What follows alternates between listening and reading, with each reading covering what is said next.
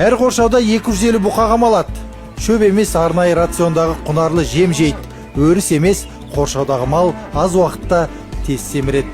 Қазір мен есептеп бойынша бұлар қазір 1,8, 1,7 килограмм қосып жатыр. Бір күнде. Бір күнде қосады. Сондай жағдайға қазір бұлар жетті. Бір айда өзі 50 килограмм қосады екен ғой. Енді қазір сондай жағдайға жетті ғой бұлар енді. Ауа райы өте қолайлы бұл жерде. Көріп тұрғандай жел салқын болады, түн салқын.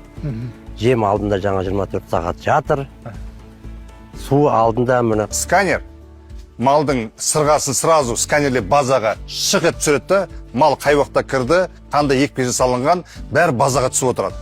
Мына сканер өте үлкен, өзі сондай. Мал кірген сайын салмағы да тартыла береді, осы өте береді.